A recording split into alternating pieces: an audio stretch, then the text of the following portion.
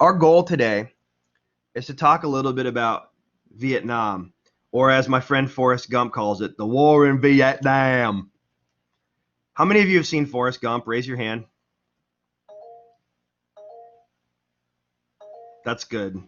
I always worry that like that movie's getting too old and you guys don't get the references anymore. But that's such a fantastic time capsule of a movie that, although it's dramatized and although it's not historically accurate, it does a great job of capturing the feeling of that period of history, really the 60s, 70s, and 80s.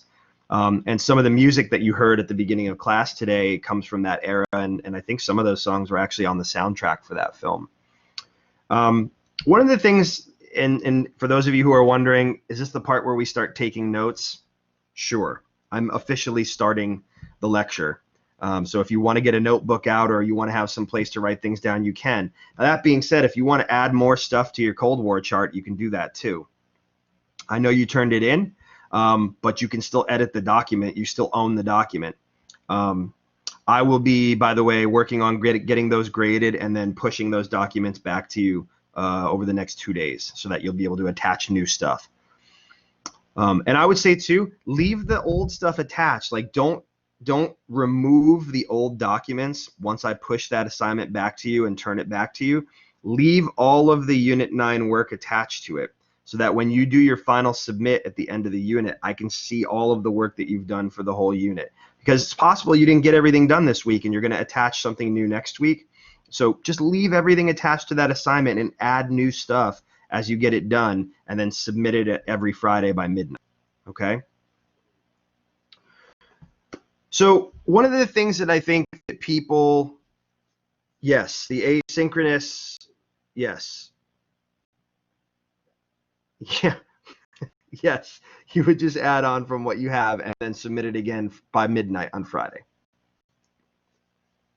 I'm not sure what typed, Canna, but it censored you, so it must have been a bad word. I have no idea what I typed, but I haven't had coffee yet, so it's just I'm still working on mine too. I'm getting there.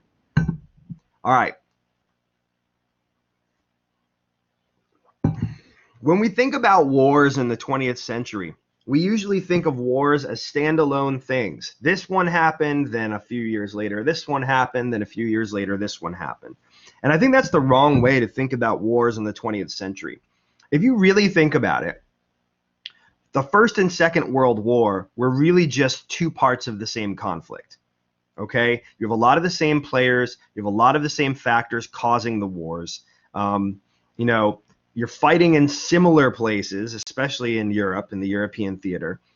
So really, World War II is an outgrowth of World War I. It's problems that weren't resolved after World War I that we have to go and resolve. Then you get the next big conflict that the United States is involved in is the Korean War in the early 1950s. And so if you were thinking about these wars chronologically, you would say, okay, it goes like this: World War I, World War II, Korea, Vietnam, and then Persian Gulf War. Those are the 20th century wars. And that's true, but it's not the whole truth. Because as I said, World War I and World War II are really the same conflict. And then Korea and Vietnam are basically hot wars or flare-ups of the Cold War. They both belong in that umbrella of the Cold War.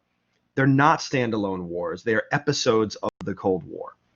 And then the Persian Gulf War, interestingly enough, is actually a consequence of the Cold War, which we'll talk about when we get to Unit 10. Why did we all of a sudden start fighting all these conflicts in the Middle East, starting in the 90s and going all the way up through the present?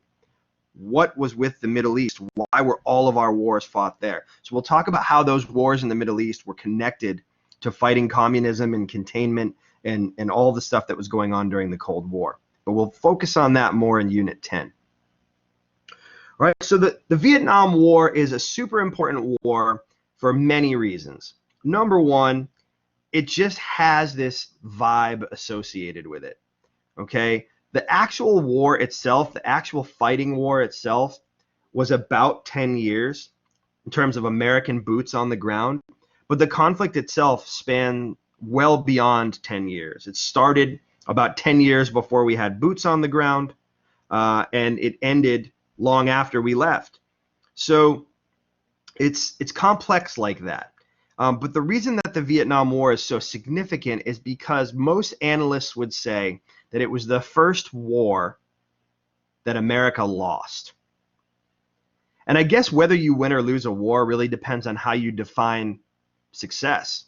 What is success? For me, success is what were the goals and did you achieve those goals?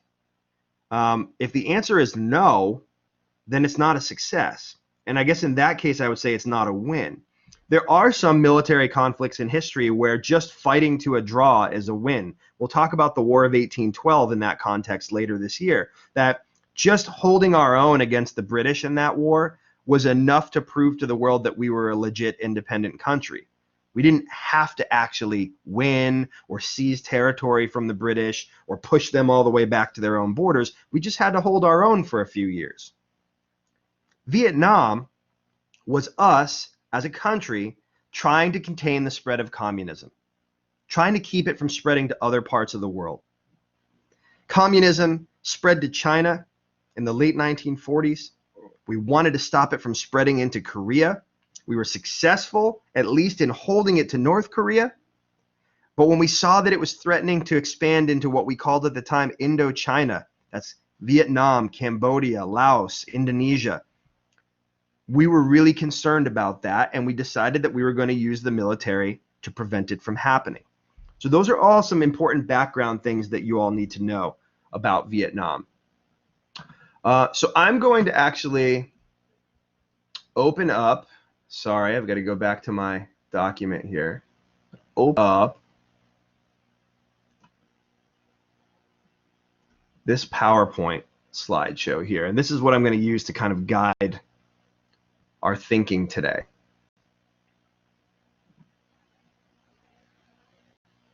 Well, I see that everything in the background is white. I don't like that. I'm going to change that.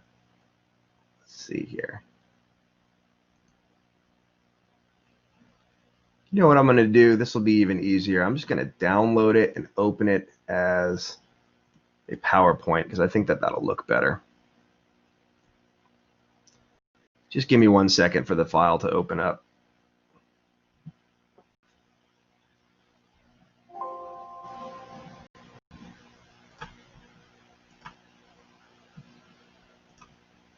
Okay, maybe not. Sorry, guys.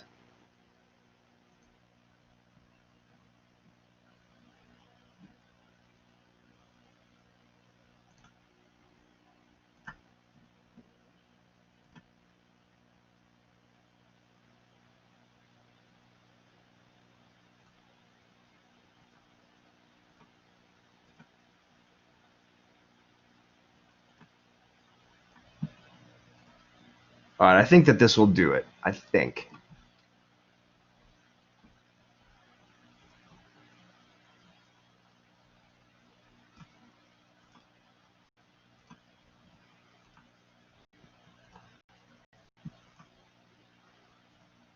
I'm just going to try to change some of my text here to white so that it'll be easier for you all to read. The stuff that's green you should be able to read, but this light blue stuff is really hard to read.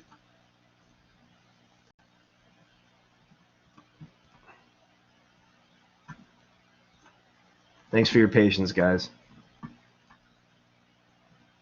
And there's a lot of text in this slideshow. Please do not try to write down all the text. Just pay attention to what I'm saying, listen to what I'm saying, and then try to summarize it with your bullet point notes. Almost there.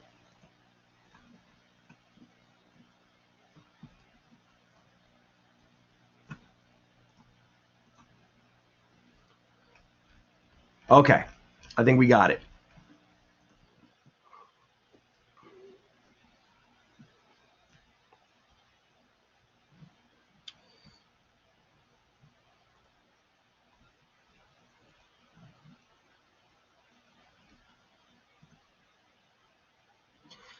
Okay, so first of all, we need to be mindful of the fact that Lyndon Johnson is the president of the United States at the height of the Vietnam War, but he wasn't the first president to fight the Vietnam War.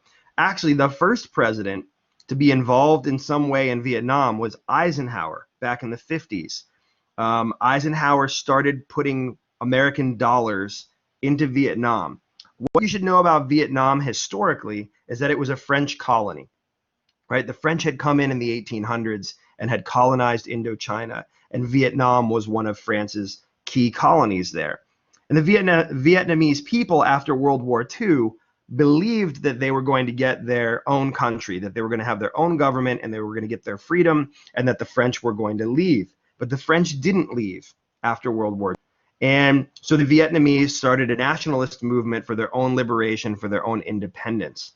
And the United States, at the request of France, because France and the United States were allies during World War II, France requested that the United States help. And so we started putting money into Vietnam to help the French hang on to it as a colony, right? So we were already backing the colonizers over the colonists in this war. When Kennedy got elected in 1960, the violence in Vietnam was escalating, and it was getting harder and harder for the French to hang on. In fact, a communist sort of people's army had risen up. They were being supplied and funded by China and the Soviet Union. And the United States saw this as another place where we could strategically play that game of chess with the Soviet Union and try to block their attempts to expand communism. So when Kennedy came into office in the 60s, we know he was trying to be tough on communism. We know that he was successful ultimately in negotiating the Cuban Missile Crisis to an end. And now he was thinking about how the United States might take a more active role in Vietnam. And so Kennedy started sending military advisors. Military advisors is kind of a roundabout way of saying we're sending troops in. If you say that we're sending troops in, the American people start asking questions. But if you say we're sending in military advisors to train and support French troops, well, that's different, right? So we were trying to support whatever French troops were left, but we were also trying to build up a South Vietnamese army that was pro-Western, pro-American, pro-capitalist, pro-democratic to fight off the communists in the North. It was almost the same strategy we used in the Korean War, right? Try to contain it to the northern part of the country if you can, support the southern part of the country to fight it off. And so by the time Lyndon Johnson becomes president after Kennedy's assassination in 1963, the Vietnam problem is something that he's going to have to deal with more directly. And so Johnson's goal was to continue a nuclear arms buildup, to fight that arms war we talked about last class, to increase draft numbers, which means to make sure that there are more young men ready to go fight if need be, and then to transition from this supporting role of military advisors to a full-on military engagement in Vietnam. Now, obviously, this is going to be easy because it's hard to sell a war to the American public, and you need Congress, at least, behind you if you're going to declare war. So let's talk a little bit about Vietnam. I've already talked a bit about it, but just to give you a sense of how much we had invested in Vietnam, $2.6 billion had been poured into Vietnam of U.S. money between 1950 and 1954 to try to help the French hang on to it. And yet, in 1954, Ho Chi Minh, this is a little cartoon image of him here, who was a Vietnamese nationalist leader. He was a communist leader who believed in Marxism and was being supported by China. He overthrew this U.S.-supported coalition to try to keep French rule in Vietnam. He overthrew them.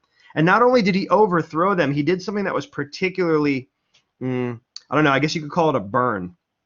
Ho Chi Minh, back during World War I, was studying at a European university. And when World War I was over and Woodrow Wilson declared his 14 points for peace, and he said that one of those 14 points was that all native people should have self-determination and self-government, Ho Chi Minh wrote President Wilson a letter and basically said that he supported the 14 points and that he believed that there was an opportunity for self-government for the Vietnamese people who had been ruled by the French, and he was asking for President Wilson to aid the Vietnamese people in their quest for independence.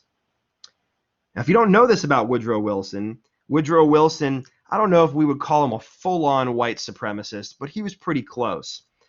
He did not believe that non-white, non-Christian people were capable of self-government.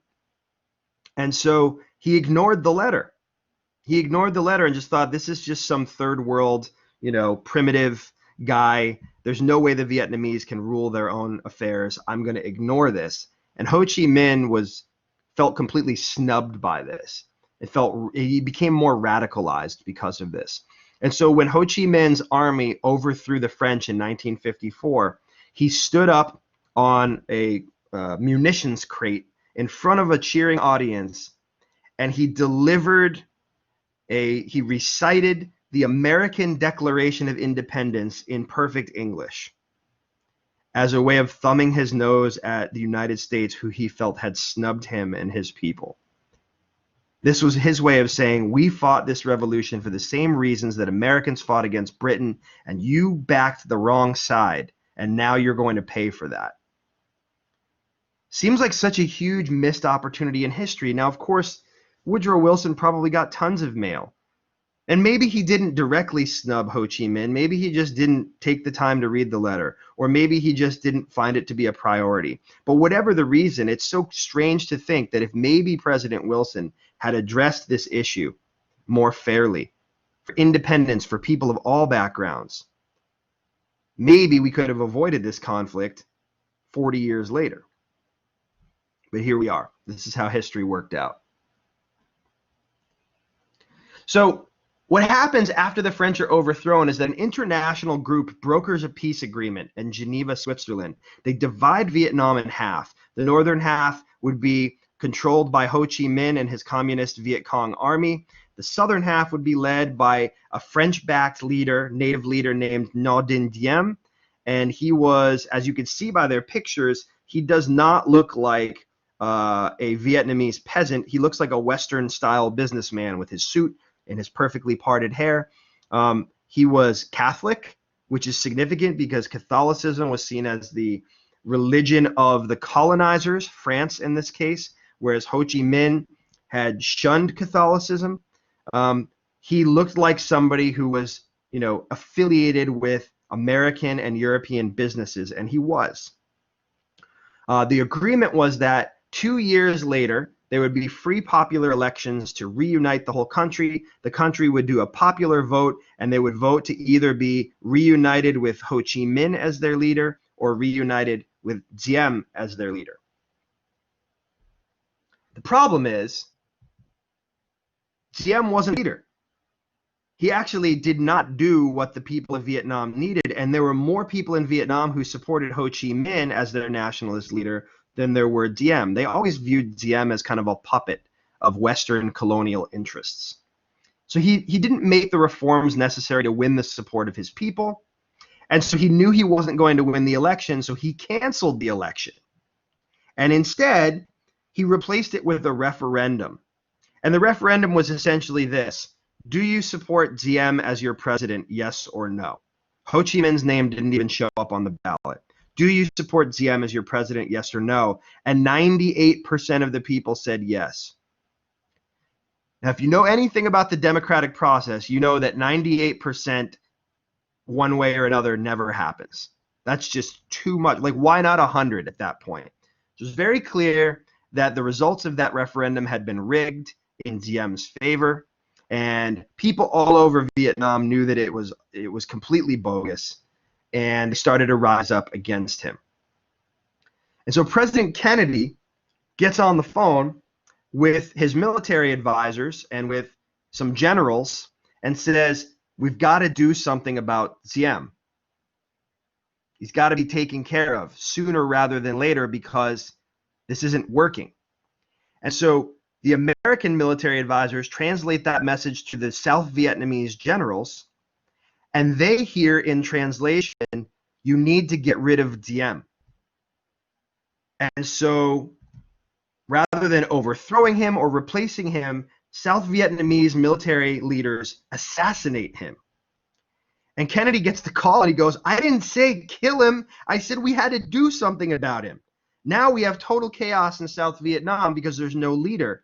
And so the United States has to find somebody else who can step in, who can be less corrupt than Diem and a better leader for the American people. They find this guy, Nguyen Van Thieu. They put him in, and he's basically the exact same type of leader as Diem. The Vietnamese people don't back him. So this is a disaster. This is like a disaster of epic proportions that's happening in South Vietnam under America's watch. So Lyndon Johnson, the new president after Kennedy's assassination in 1963, and by the way, I'm not glossing over that point. We will talk about Kennedy's assassination when we talk about the 1960s culture. Lyndon Johnson said, I am not going to be the president who saw Southeast Asia go the way China went.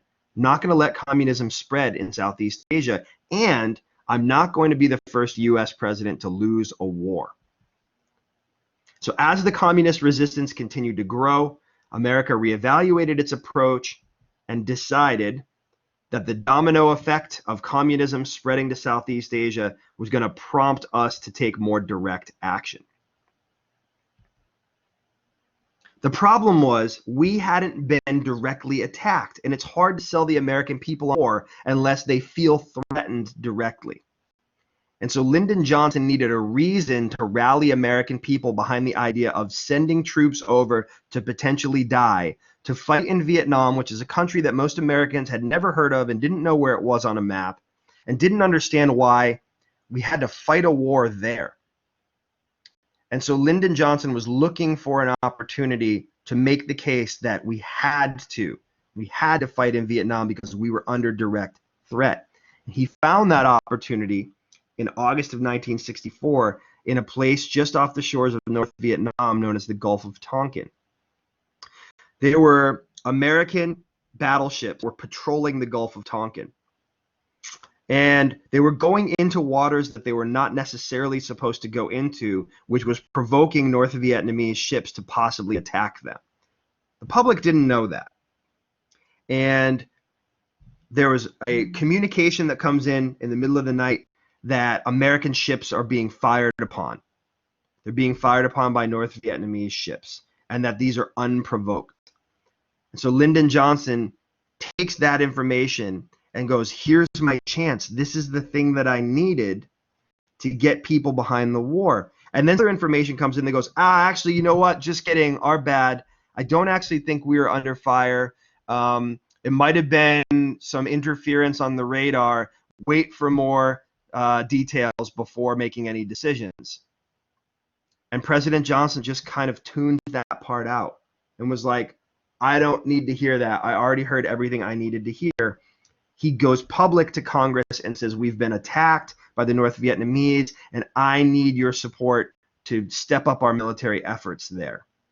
And so Congress gives him something called the Gulf of Tonkin Resolution, which, quote, gives him all necessary measures to prevent further aggression in Vietnam. It's like writing a blank check to someone and you fill in the dollar amount later. They basically said, do whatever you have to do, spend whatever you have to spend. We have to stop communism from spreading.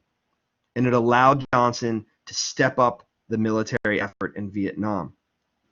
But later, in the 70s, there was a public report leaked by a whistleblower named Daniel Ellsberg, who worked in the Pentagon at the time, leaked to the Washington Post, that said actually the administration knew full well that we had not been attacked and that they had not fired on us and that it had not been unprovoked, and lied about it to the American public in order to get the support for the war, and then covered up the lie. Essentially, the American war in Vietnam was predicated on a lie. And that meant that thousands of American lives were lost because of a lie. That, on top of everything else that was going on at the time, economic problems, riots in the streets over civil rights, women's rights, gay rights, Native American rights, and then, of course, the anti-war protests, Americans felt like the government had lied to them. So we'll get more to that in a minute, okay? But I'll show you quickly a little video clip about the Gulf of Tonkin incident because I think it helps to explain how this whole thing went down. I'm not going to play the whole clip. I'm just going to play some of it. And I have to change my screen sharing settings so that you can hear the sound.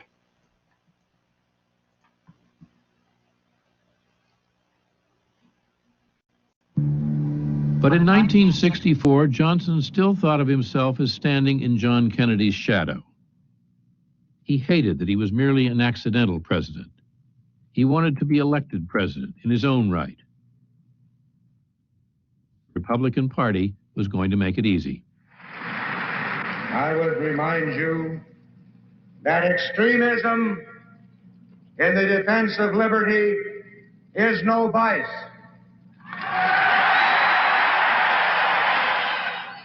In the middle of July at the Cow Palace in San Francisco, the right wing of the Republican Party triumphed. A major general in the Air Force Reserve. Sorry, I'm just going to skip ahead really quickly from this piece so that we can get to the actual event of the Gulf of Tonkin. Give me 1 second.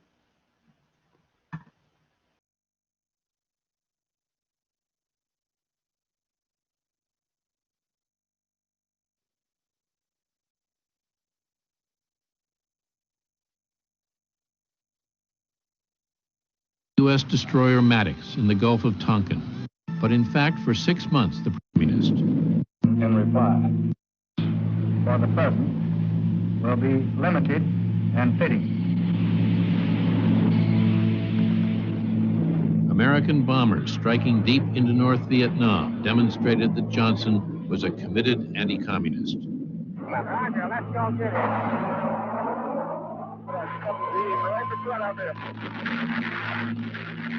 Johnson would use this incident to acquire the power to make war in Vietnam whenever and however he would choose.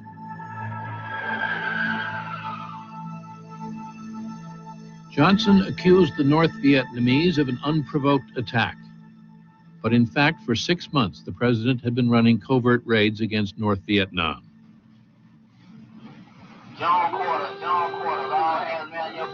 Finally, on August 2nd, North Vietnamese torpedo boats retaliated. They fired on the U.S. destroyer Maddox in the Gulf of Tonkin.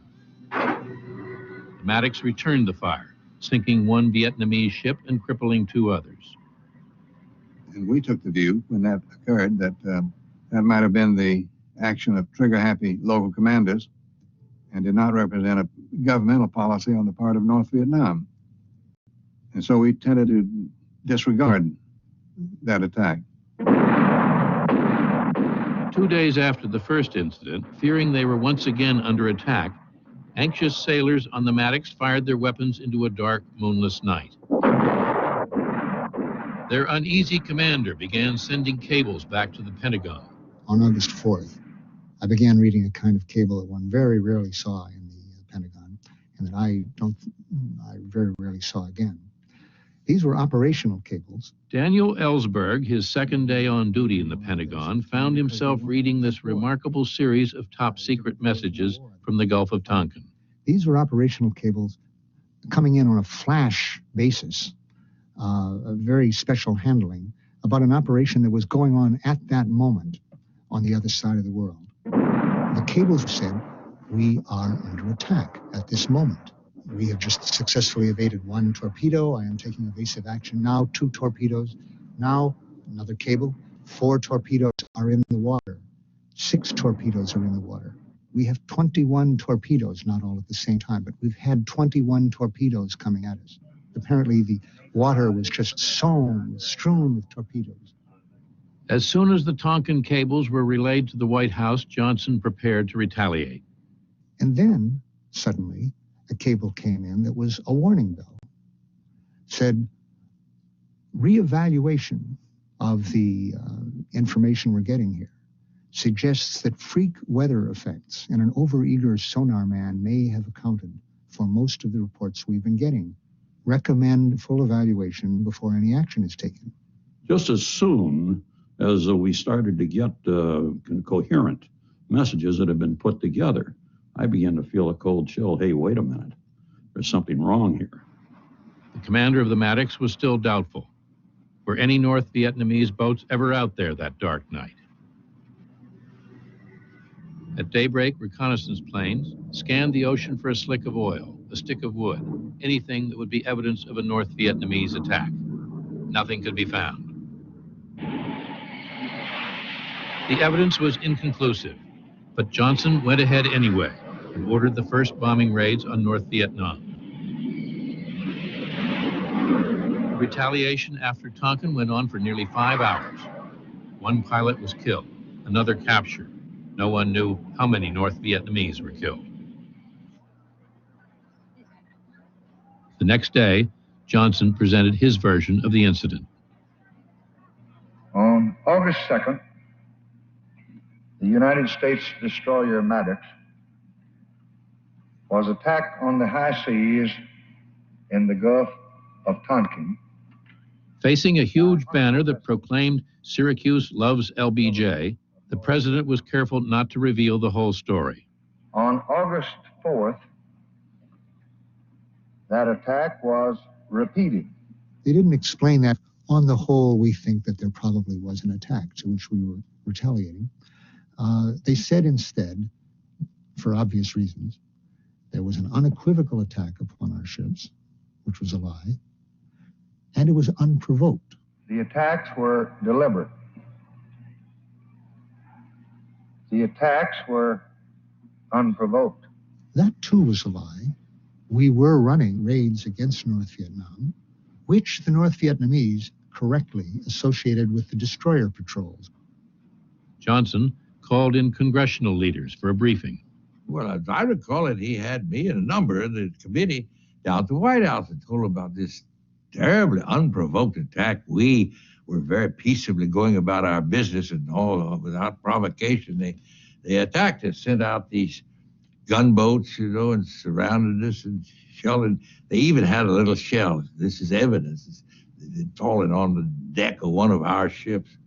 It didn't occur to me to think he was lying about it or misrepresenting. I swallowed it. I mean, it was a year or two before I discovered I'd been taken in. Few Americans questioned the president's version of events.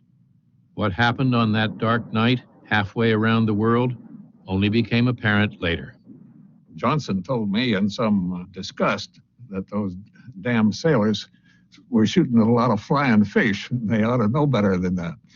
He never thought, well, he believed at first, but then he came to believe that there was nothing in it, that this had been they'd just been seeing shadows.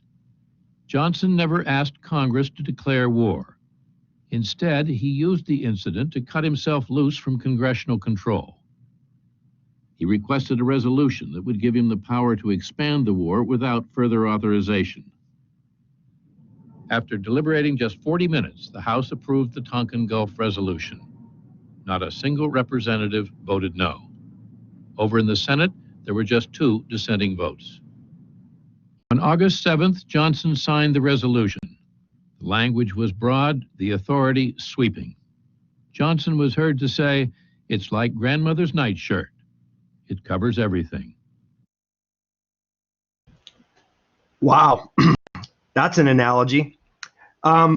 This is really important because I think that this sets the tone for Americans' distrust in what the government tells them going forward. Again, at the time in 1964, the public didn't know that the Johnson administration was exaggerating the facts or manipulating the facts. But about a decade later, when the American public found out, there was a huge backlash against people's views of the government. Trust in government went way down. Trust in Congress went way down. And we've kind of had that healthy or maybe unhealthy skepticism about our government's intentions ever since. So it's really important to lay all that out for you before we go any further here. Thank you guys for your patience today. I don't know whether or not I can get a break in with what we're doing. So if you do need a break and you need to step away from the computer, go ahead and do that as needed. This is being recorded, so you can always come back to it if you need to. So let's go back to our PowerPoint.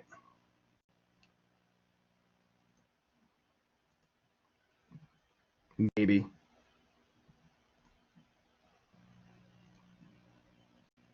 Here we go. So let's talk a little bit about some of the challenges of fighting a war in Vietnam, okay, now that we're into it. Number one, most U.S. troops are young and inexperienced. At first, people volunteered, but as we needed more troops, we had to enact the draft. And so that meant that any young man who was healthy from ages 18 to 24 had to register for the draft. And if their draft number was called, they had to go to basic training and go. A lot of these were kids that, like you, were thinking about their future, possibly college. Some of them were from small rural towns where they had never left their town or their state, and now they're going to be shipped halfway around the world to Vietnam. They don't understand communism. They don't understand American foreign policy. They don't really know what they're risking their lives for. Vietnam as a war did not have a specific strategy of conquer this bit of land or move the front to this area by this date. It became a war of attrition, which is basically a strategy that says kill more of the enemy than they kill of you and try to force them to surrender. That proved to be a really horrific strategy for this war in a lot of different ways. Thirdly, the Viet Cong, the army led by Ho Chi Minh, did not use traditional military tactics. They used guerrilla warfare, and they didn't necessarily even wear consistent uniforms or insignia or anything like that, so you never actually knew who a Viet Cong soldier might be. And there were a lot of the members of the Vietnamese public hated the American presence in Vietnam, and so they were willing to give information to the Viet Cong about where American troops were or where they were heading. Viet Cong soldiers often embedded themselves within civilian populations, dressed in plain clothes like farmers or villagers. Sometimes even women and children were used as decoys. And so there was a lot of sabotage going on, and it was hard for the American troops to know who the enemy was. And after a period of time, they just started shooting at anything that moved, and a lot of innocent civilians died because of that. Again, as I said, many of the South Vietnamese were helping the Viet Cong because they wanted the U.S. out of their country. And also, Vietnam is a difficult place to fight a war. It's a varied terrain. So some parts of it look like beachfront. Some parts of it are a dense jungle, like rainforest type jungles, where you get monsoons, you've got bugs, you've got diseases spread by those bugs. It's a very inhospitable place to fight a war. And the Viet Cong are using that to their advantage because they know the territory, and they can set up traps, and they can set up, they can snipe at you from the trees or from holes in the ground, and they can move through underground tunnels in ways that the United States can't. So it's an extremely difficult place to fight a war as well.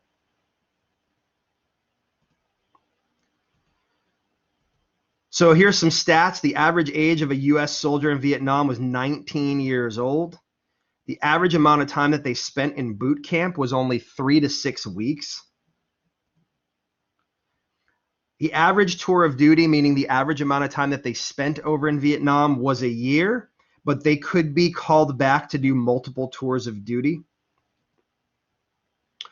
At the beginning of the war, you could apply for a draft deferment. And this was basically you saying to the government, I have a legitimate reason to not go to the war. One could be for medical reasons, like I have either physical disability, or I have a health condition that would make it difficult or near impossible for me to fight in the war. You had a lot of especially wealthier young men who had family connections to doctors who wrote them these notes for ailments that they didn't really have to get out of going. Others just had them exaggerate in some cases what their medical conditions were. You could have family reasons. If you had young children, or if you had to care for an elderly parent or a child who is disabled, that might be a reason that would keep you out of the war at first. If you were full-time enrolled in college, you did not have to go at the very beginning. I had an uncle who wasn't planning on going to college, but enrolled so he didn't have to go to Vietnam. Then he ended up figuring, well, if I've done this many courses, I might as well finish and get my degree. And if you were in a special profession, so if you were a doctor or if you were a school teacher, things like that, at first, you could get out of going to the war. But as the war drug on further and further, it was clear that we couldn't accept these things anymore. And so a lot of people who were able to claim these deferments at the beginning were not able to later in the war.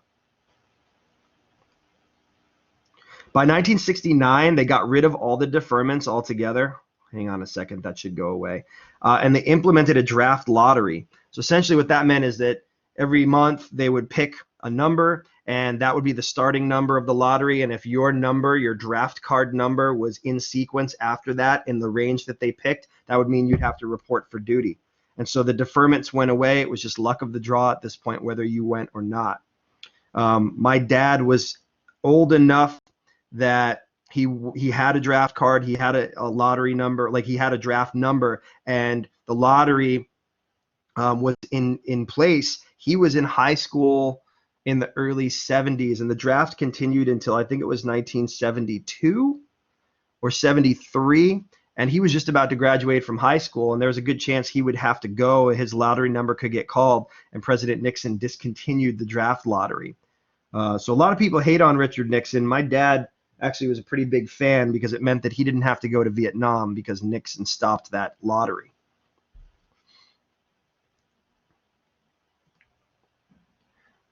This chart's pretty important to look at because this shows you the escalation of American troops in Vietnam. And it may be a little hard for you to see, but you can use the tool, the little magnifying glass tool, to zoom in if you want to. This is the escalation of troops in Vietnam. It starts with January of 1965, and it ends with November of 1968. And so you can see the escalation of American troops between 65 and 68 in 3 years. We go from about 20,000 troops up to a maximum of over 500,000, 537,000 American troops in Vietnam at its height in 1968. So that is a pretty quick escalation, and it's a pretty dramatic escalation. What you can also see is President Lyndon Johnson's approval ratings based on numbers killed, and what you see is that these are the spikes in the numbers of American troops killed in Vietnam, and as those spikes get more pronounced towards the end of this chart, we're looking at early 1968, Lyndon Johnson's approval ratings start crashing because the more Americans that are dying in Vietnam, the less progress it seems like we're making, the more Americans are turning against the war. So you can see in 1965, the monthly average of Americans killed in Vietnam was 172. But at certain points in 1968, the monthly average was 1,200. So 1,200 troops dying in Vietnam every month by 1968. Just to give you some perspective, the total number of troops killed in Iraq and Afghanistan over a 12-year period is still less than 5,000. And this was 1,200 a month, right? So this was affecting the American population in ways that was palpable. You know, people, their classmates were leaving for the war and not coming back. Families would drape a flag in the window if they had a son who died in Vietnam, and you'd see the flags in the windows, and it would be, the whole neighborhood would be in mourning. People felt this, that these young men were going away. And the ones that did make it back were not coming back the same. Many of them had psychological issues, drug dependency issues. They had been rattled by what they saw in Vietnam, and they came back completely broken men. And so it was up to the president to find a way to continue to sell this war to the American public who didn't want to hear that we were winning. He took and went on this public relations offensive with his top general, William Westmoreland. You could see him in that picture. And they just kept hammering home this message. We're winning the war. There's a light at the end of the tunnel. We've turned the corner in Vietnam. The war will be over soon. We're making progress. And none of that was actually true. We weren't making progress. We weren't actually any closer to pushing the Vietnamese out of South Vietnam, the communists out of South Vietnam, than we were at the beginning of the war. And so he was just trying to sell this to the American people, asking them to be patient. And the American people were seeing things on the news every night that didn't add up. I don't understand why it looks so bad if we're winning. Why does it look so bad if we're almost at the end of this conflict? And so one of the most important moments in the Vietnam War was something called the Tet Offensive. And I'm looking at the time, and I know that I won't have time to show you the video about the Tet Offensive, but I do want to show you this video from Walter Cronkite from the CBS Evening News. Walter Cronkite was the most trusted newscaster in America. Back then, there wasn't a lot of opinion in news. It was really just the facts. It's not like cable news today where if you want a conservative opinion, you go to Fox News and you watch Sean Hannity and Tucker Carlson. And if you want more of a liberal opinion, you watch MSNBC and you watch Rachel Maddow. It's not like that in the 60s. National evening news was seen as truthful and objective. And the anchors never put their own opinion into their broadcasting. Allie, I can share this PowerPoint. I'll put it up on Google Classroom for you. I want to play this clip for you, okay, from Walter Cronkite on the evening news after this turning point known as the Tet Offensive. It was one of the turning point battles in the war. So here's Walter Cronkite on the evening news.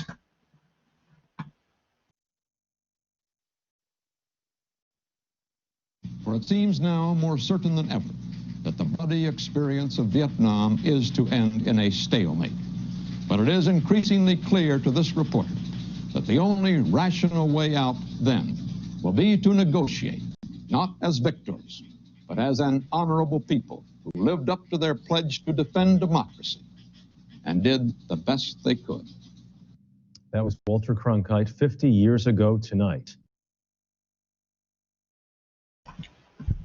That stunned the American people. It stunned the American people because they had never heard a newscaster give his opinion in that way. He basically said the war is unwinnable.